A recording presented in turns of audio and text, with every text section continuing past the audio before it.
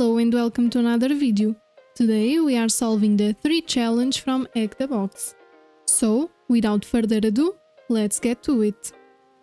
Task 1. How many TCP ports are open? To know this, we can perform an Nmap scan with the following switches. -p-, this tells Nmap to scan all the ports. Then -s, capital S, known as the SYN scan. It's the default and one of the fastest scanning methods used by Nmap. It's less intrusive and less likely to be logged as it doesn't complete the TCP handshake process. Now we will use the T4 switch, and this switch is used to speed up the scan. Then -V, and this switch increases verbosity, giving you more details during and after the scan. And then we will use the switch -open. This switch instructs Nmap to only show open or possibly open ports. Now we copy our IP address to our terminal. Click enter. To run this Nmap scan we need root permissions, so we need to use the command sudo. And now we wait a little bit. And from our scan we can see that we have 2 ports opened, the port 22 and the port 80. So that's our answer. And the port 80 can be hosting a website.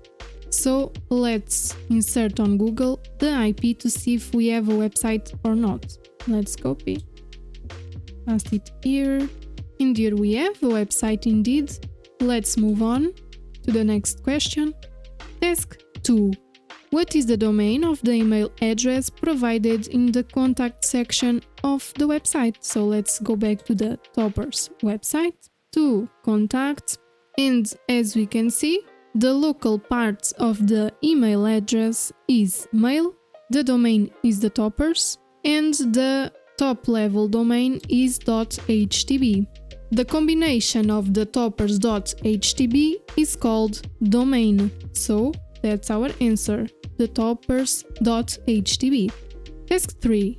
In the absence of a DNS server, which Linux file can we use to resolve host names to IP addresses in order to be able to access the websites that point to those host names? So the file is the hosts file. By adding an IP address and its corresponding DNS to your hosts file, you are essentially telling your computer the following. A. When I ask you for this domain, don't bother asking the internet's DNS servers for it. Instead, directly use this IP address I've given you. So having this in mind, let's open our hosts file and add our IP and DNS there. To do that, we need root permission, so we need to insert the command sudo. Then I will use nano, you can use other text editor, and then the path to the hosts file. In this case is the etc, then hosts. And here we have it. Now we just need to insert our IP and our DNS. So let's copy our IP and our DNS, that is the toppers.htb. We save the changes. Don't forget that the answer is etc hosts. Task 4. Which subdomain is discovered during further enumeration?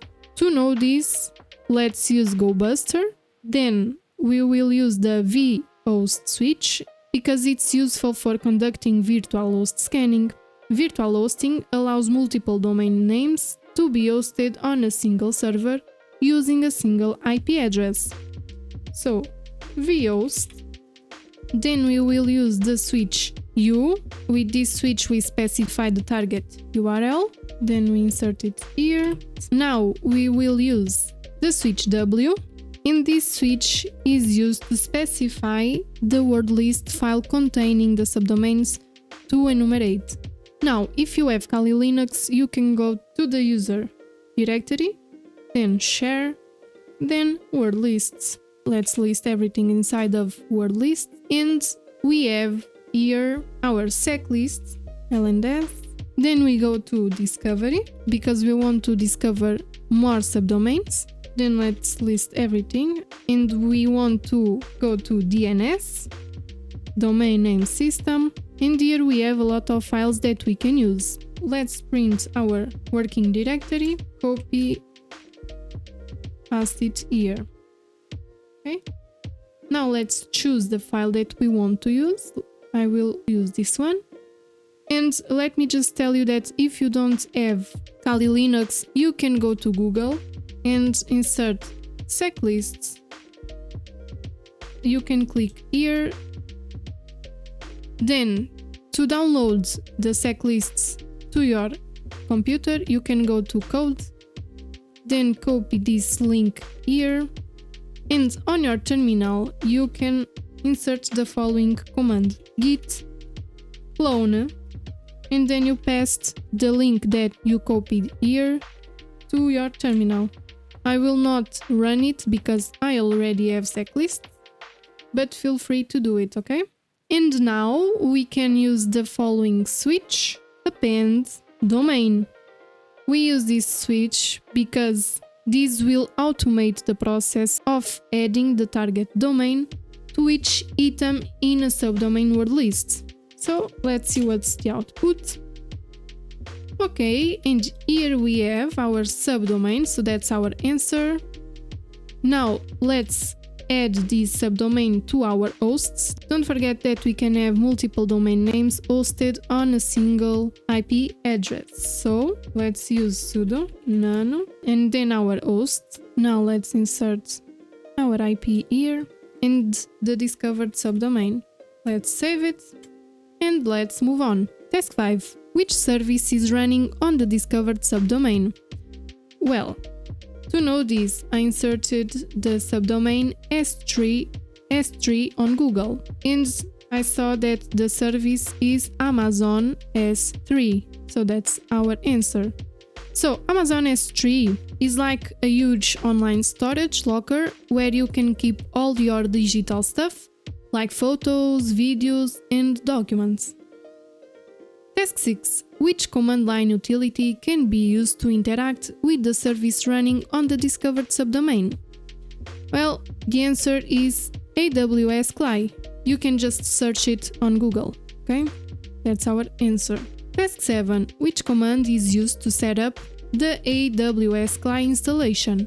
The command is 𝒂𝒊𝒔𝒂𝒊𝒕. So let's do it.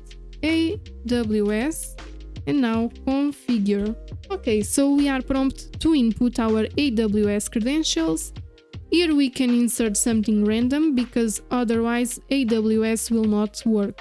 So ABA, and ABA. Task 8. What is the command used by the above utility to list all of the S3 buckets? Okay, to list our buckets, we can use the command 𝒂𝒊𝒔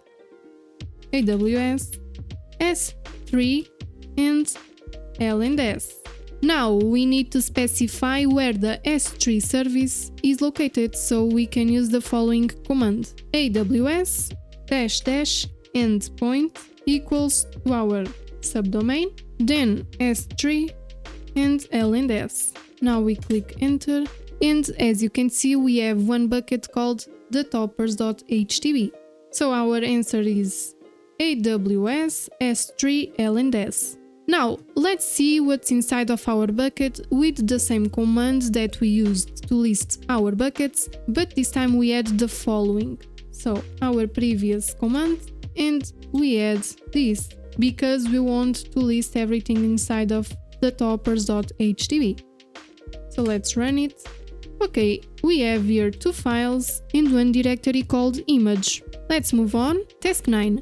This server is configured to run files written in what web scripting language? So I used Webalizer and the answer is PHP, okay? Now that we know this, we can make a reverse shell with a PHP extension. Since the toppers.htb website runs files in PHP, because I'm using Kali Linux, I already have a PHP reverse shell file on my machine. To find this file, we can use the command locate, then shell.php, and here we have it. So I will copy my reverse shell to my documents directory. Feel free to download it to other directory that you want, okay? So cp, then the file that I want to copy, and then the path to the directory where I want my file to be downloaded. So I will just change this to documents, then HTTP, and then 3. Now let's list everything. In here we have the reverse shell and we need to make some changes. So nano php, let's see. Now you need to change this IP to your IP. To know your IP, you can go to ifconfig. In here you have it. You copy your IP and then let's change our port. I will put it like this. Don't forget the port that you insert because you will need it later, okay? So let's save our changes. And now let's upload the file to our bucket using the following commands. AWS endpoint equals to this URL, then S3 cp, because we want to copy the file, then the path to our reverse shell, and then the name of our reverse shell, okay? And then our bucket. We click enter. Now let's see if our upload was successful by using the command that we use to list everything inside of our bucket list called 𝒕𝒉𝒊𝒔. So the command was the following. And as you can see, our reverse shell is now inside of our 𝒕𝒉𝒊𝒔 bucket. Now let's start a netcat listener with the following command: nc-nvlp, and then the port that we have inserted on our reverse shell. Mine was this one. You insert yours. Now we go back to the website and append to our URL the name of our reverse shell. In my case was this one. And as you can see, we could perform a connection, okay? Now let's try to find our flag. To do that, let's use the command find -name, and let's assume that our flag is saved in a file called flag.txt and enter.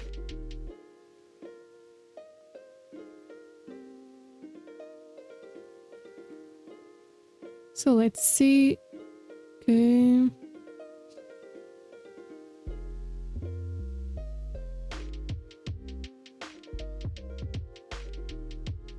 Okay, we have here our flag.txt. We just need to change directories to this here. So let's copy cd l&s, and here we have our flag.txt file. And let's use cat to see what's inside of flag.txt. And we did it. We have here our flag. So let me just show you. And that's it, guys. If you liked this video and if you learned something new, please hit the like button.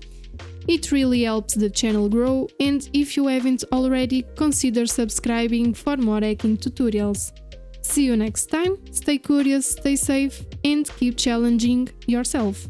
Bye bye!